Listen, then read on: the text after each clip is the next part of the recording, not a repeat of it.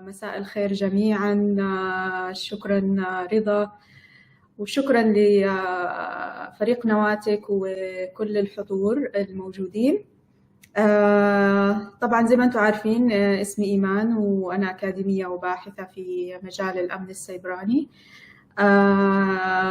المحاضرة يعني هي it's prepared in English, so I will switch to English for a wider audience, and because previously I gave this presentation in English, so please feel free to interrupt me if there isn't anything clear, and also please feel free to post any questions in the chat so we can answer them in the discussion. So today I will share results from an applied research on privacy perceptions and behaviors of Google personal account holders in Saudi Arabia. And this was a joint work with Professor Lori Cranor from Carnegie Mellon University in the US. And Professor Lori is a very well-known researcher in the area of usable privacy and security, and she even authored a book in this topic and hundreds of research papers. I will present for about like 20 to 25 minutes, but then I will leave time for like 10 to 15 minutes for questions. Feel free to note any questions you would like to discuss during that time.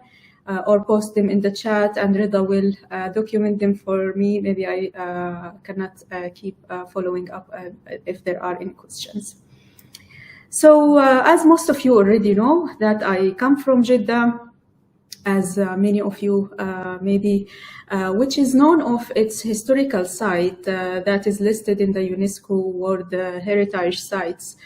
And there in the old city area, you can see some of the old city houses. Some of them dates back to the 19th century. And these houses share a pattern of exterior design with wooden shields that cover the windows, known as roshan. And what's interesting about this and related to privacy and to my talk today is that one of the main motivations of this design was privacy. Beside, of course, environmental and aesthetic reasons. So basically, these shields of windows contain very small holes, so the air and sun can come inside the house, while in the same time, they maintain the privacy of the household when they open their window. So an outsider cannot see what's going on inside the house when they open their window. So as you can see, as a Saudi society, we do care about privacy historically and now. We take active steps to maintain our privacy, sometimes in very unique ways to us. However, if you think more about it, you will observe that most of our privacy protective behaviors are centered around the physical and visual privacy. Little we know about ourselves when it comes to the intangible and unseen information that we share over the internet. And that's what motivated me to explore ourselves in the digital privacy. So we chose to focus or conduct a study on Saudi society, and we chose to focus on Google users, and we chose Google as a service to focus on because, needless to say, it's one of the largest service providers in the world. And what's interesting about Google is that a single account encompasses a plethora of other services that gathers very personal and very rich amount of data about us, such as YouTube, Google Maps, and Google Search, to list a few. Now, before I share what we did and what we found from our search, let's distinguish between two types of privacy. The first one, we call it user-to-user privacy, and the second one, we called it user-to-business privacy. And in the user-to-user privacy, the data is shared between a user and other users of the same platform or the internet. And most service providers like Twitter or Facebook They provide what's known as privacy controls or privacy settings. And this allows the user to control their privacy, mainly to control the audience of the data that they share in these platforms. And at the early years of social media, users were not aware about any type of privacy controls. They literally were sharing everything. But research has shown that awareness and use of this type of privacy, which is the user-to-user or the content that we share with other users, use and awareness of this type of control has improved over time. So today, most users, even non-technically skilled users, if you ask someone whether they know how to control the audience of their tweets, for example, or whether they know how to hide their last seen status in WhatsApp or other messaging applications, you mostly will find that most users know that, even non-technically skilled users or older populations. However, this is not the case in the other type of privacy, which we call it user-to-business privacy, which is about the data that we share with the service provider or the companies, that they use it for other purposes like ads, for example, or sharing these data with other companies. Recent studies in the US show that awareness and use of the privacy controls of this type of privacy remains low. So today, if you ask someone with a smart speaker in their home, if you ask them whether they know how to review their voice command logs, or whether if they deleted these command logs, are they permanently deleted, or the company still holds a copy of them? If you ask them whether they know that the company share their voice command logs with other companies, mostly you would not get clear answers, and most people are confused about answers of such questions. Even technically skilled people are confused in this type of privacy control. And actually, there are reasons for this confusion. Most of the answers of such questions are buried inside long pages of privacy terms and conditions. And these are time-consuming and very difficult to comprehend. And mostly you will find this control hidden inside these pages, and most of these pages are designed in deceptive ways, meaning that they are designed in certain ways that encourage users to take decisions that they wouldn't take otherwise. So as you can see here, the button that says I agree is highlighted and encourage you to click on I agree, while the more options is small link that will allow you to opt out of data sharing, for example. But if you clicked I agree, you actually agree on the default settings, which are mostly permissive by default, meaning that they share your data with the company by default. So we have a list of usability issues in terms of privacy policies and controls when it comes to the data that we share with companies. The policies are normally difficult to read and comprehend. They are using deceptive design interfaces. Most of these settings or controls are hidden. They lack even standard way for the terms that they use or standard path to reach them. And often they are permissive by default, and the users tend to accept default settings. This is harmful both for users, and more recently it became also harmful for companies. For users, mostly it will result in accidental data sharing. And when users share data without knowing that they share their data, they are prone and susceptible to a wide variety of privacy risks. They start from embarrassment to bullying, but as the data gets more sensitive and confidential, the consequences become more serious. So for location data, users might become susceptible to stalking. For financial data, they might be susceptible to fraud. And for ID numbers, national ID numbers or passport number, this can result in identity theft if this data got leaked or if the user's account was lost or stolen. For many years, the privacy risks associated with accidental data sharing and oversharing were limited to users. But more recently, these also become harmful even for companies. And nowadays, in the recent years, even companies such as Google, Meta, they are looking for better ways to present their privacy controls for users. Because with the introduction of data protection laws and regulations, which is a movement that started in Europe since 2018, but after that, many countries followed a similar approach, and many states in the US and more recently in Saudi Arabia, they started implementing data protection law.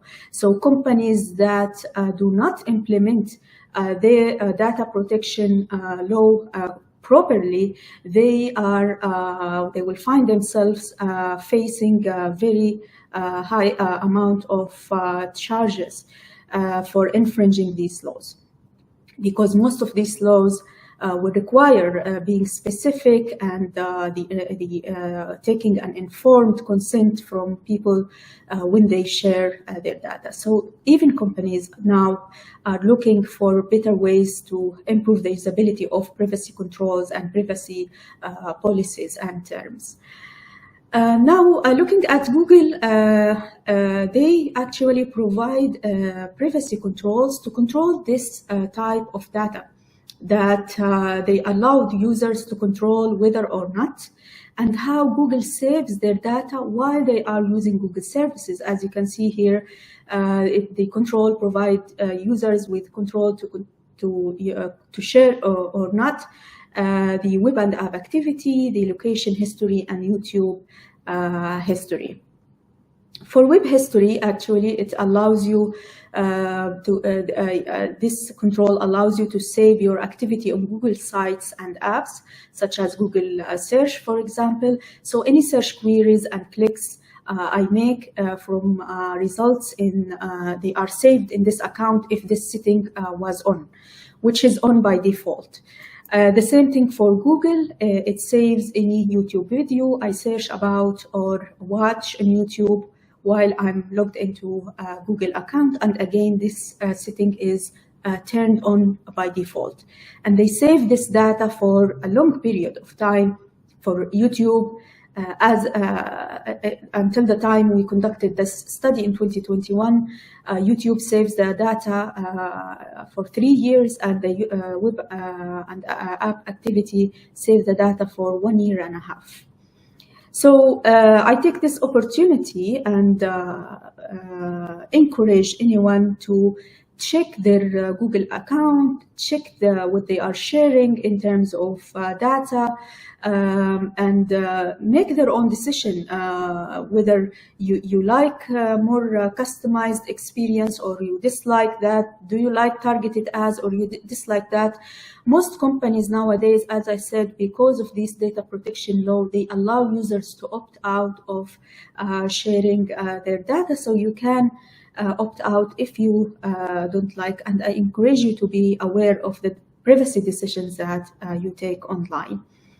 So to understand what Saudi users are doing in this regard, are Google Saudi users aware of these privacy controls? Do they use them? How they use them? What are their settings? And do they have privacy concerns?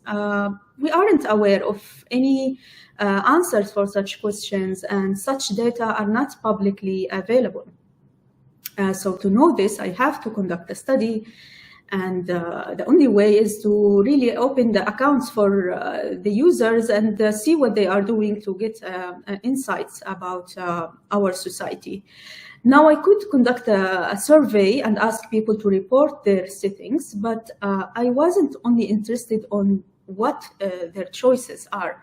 This is not very interesting, but I'm interested more about why they are doing what they are doing. So I chose to conduct an interview study, and I interviewed 30 adults living in Saudi Arabia who are Google users.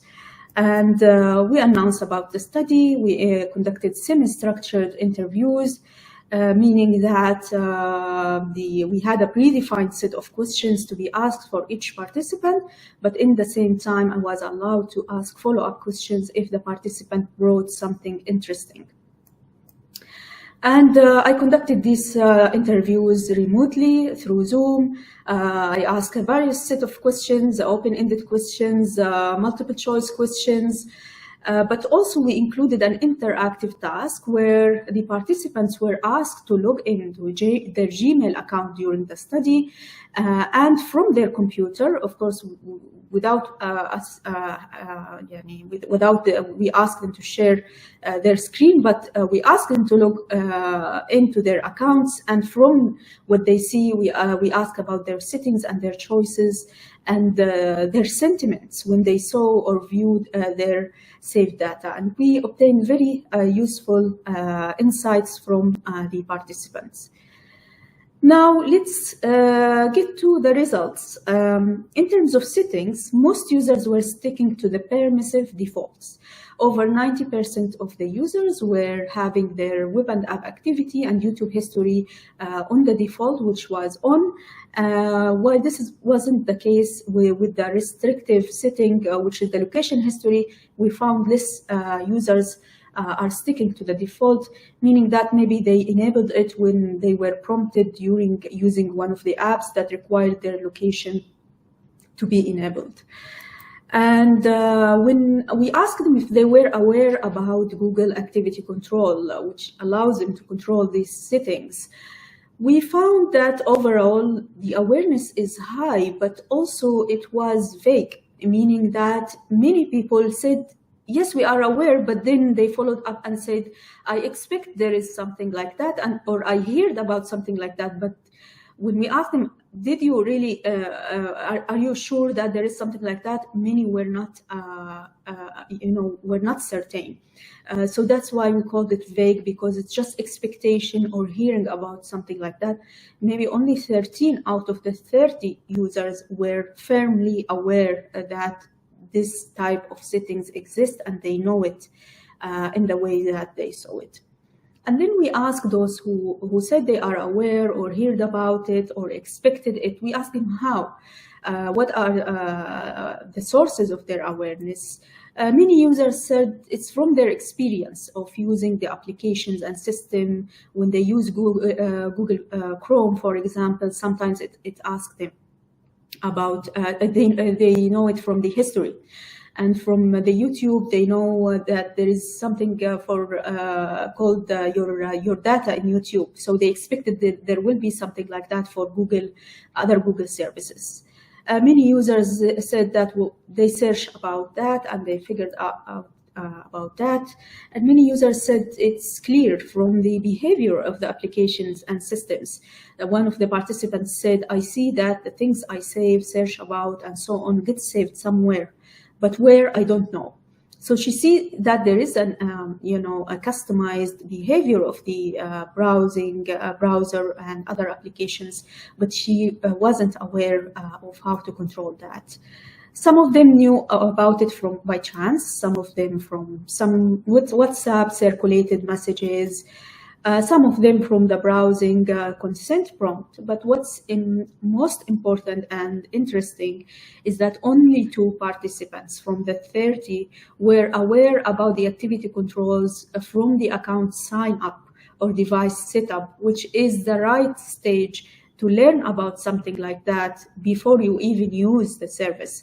And that confirms that these deceptive design interfaces are effective. Most users have created their accounts and later on became aware about the activity controls, and only 2 were aware about it, and they remember that when they signed up their account, they saw this thing.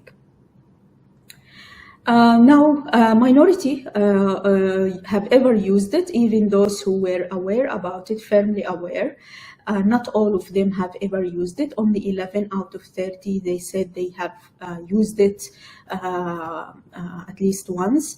And then we asked those who didn't use them and who were sticking to the default settings why they haven't used them. And one of the most intuitive reasons. Of course, if they didn't know about it, they wouldn't use it. So lack of knowledge, sometimes lack of time. And one participant said, I knew about it and I have time. It's not a matter of time, but I didn't remember to adjust these settings. We see resignation attitude, meaning that people almost give up their privacy. So this participant said, because I know that even if I turn off the settings, there might be tracing and tracking of the websites I visit. So they don't believe that they are effective if they turn them off. The fear of messing things up. One participant said, I was afraid to touch these settings and I lose access to my account. I have nothing to hide attitude. Many people said, I don't have anything sensitive. Let Google see whatever they want to see. I don't have something important, etc. And perceived convenience. Some participants said, we like this, the whole customized and targeted ad. It's more convenient for us to have this experience. Then in the interactive task, we asked them to go to the web and app activity and ask them how they feel. Some of them were aware about this activity control, but many people weren't aware that their web and app activity are saved in their account. And when they saw the web and app activity, showed to them in a log format with the time, with the search terms that they have done, the majority were divided between giving negative sentiments. 13 participants provided negative sentiments. They felt watched. They felt that they didn't, because they didn't know about that, so they were surprised, shocked, scared, didn't expect that. Some of them were surprised about the breadth of the data. As one participant said, everything is recorded. About the linkability of their account and their activity in the web, about the data depth. Someone was surprised about the details that were saved with the time, by the day, by the hour and minute. It was a bit intrusive, and some of them were surprised about the retention period, that they saw very old data. Because the default setting at the time of the study was 1.5 years. So many people have seen very old data. There is 10 participants provided neutral sentiments. And the neutral sentiments, most of those were people with technical background. It wasn't something surprising for them. So they said, we expect something, that Google already saved our data. As this person said, normal. As a technical person, because I know that Google store these things. And again, we see here that I have nothing to hide attitude and the resignation that Google will track and trace our web and app activity. And then we asked them what could have informed them, for those unaware users, what could have informed them that Google saved their data in their account. And many suggestions were centered around transparency. They want explicit consent, and some of them admitted that they might be consent, which is true. There is consent, but they didn't notice, and it was not very clear, as I described it in the deceptive design interfaces. They wanted better presentation, they want less text, they want some videos. Some of them said needed as bullet points, and some of them said it should be more engaging, like it should be an interactive process, not just a rigid interface. And I think it might be good to hear suggestions from you in the discussion on what could have informed users about the data saving, or the data that a service provider saves about the users. And then at the end of the study, we asked them about different scenarios for data use of Google to see what acceptable data use. So as you can see here in the bar, the green and yellow color shows that it is acceptable, strongly or very acceptable or somewhat acceptable for the users to give their data if they will improve the services provided to them. Google will use it to improve the services only. But when we ask a different scenario, if Google take the data to display ads to you, as you can see how the number of acceptance shrinked, and more people said that they are not accepting this. And this gets even larger when we ask them if Google will display ads in non-Google websites, as most of you sometimes face this when they, you search about something in Google, and then in another website, in a different service provider, learn about what you have searched about. That's because they made use of this data in some way, and at the end, you permitted this use of the data, but many people said that this is not acceptable data use for them. So we can see that the context of data use make difference, and people sometimes will accept data use in some scenarios, while other scenarios it's not acceptable for them. And we asked them about their concerns. Less than half previously, prior to the interview, had some privacy concerns about Google use of their data, and over than half plan to take future steps after the study to protect their privacy. Some of them said that after the study finished, I will change. They will change and they will look at how much data that they are sharing, which shows that people really care about their privacy. It's just a matter of someone raise their awareness and tell them about where to go and what to do, but they do want to, take control of their data. So our results in a nutshell shows that users were sticking to the permissive defaults. Many users were vaguely aware about the activity controls. Most users never used the activity controls, and many users expressed negative sentiments. When they saw their data, most users prefer shorter retention periods and would accept using their data to improve the services, but not for ads or third parties. And I looked at our data as a Saudi society and compared them from a qualitative point of view. Just comparing the themes and the overall conclusions, I didn't find that much of a difference between Saudi society and the US society. Both populations lack awareness and use of this type of privacy controls, and both populations, when they become aware of that or saw the data that these services collect about them, they were shocked about the amount of data, and both populations have similar preferences. So both Saudi and American or US populations prefer shorter retention period and do not prefer their data to be used for ads purposes. So to conclude with some recommendations, there is little that we can ask users to do apart from making conscious decisions and choices about the data that they share, but it is unrealistic to ask users to detect deceptive design interfaces. However, there is a lot that we can do as researchers and service providers to improve the usability of privacy controls. And that's one of the main research interests for me, and what current or ongoing research for me is to improve the usability of privacy controls. So research is needed to examine different techniques for when and how and what to present in privacy control interfaces to users. And service providers or companies should deploy more usable privacy interfaces with privacy-friendly defaults and improved transparency. And the challenge is to find the right balance between transparency and usability. And policymakers and regulators should call out service providers' deceptive interfaces or techniques that result in many users sharing more than they intend. And with that, I thank you all for listening.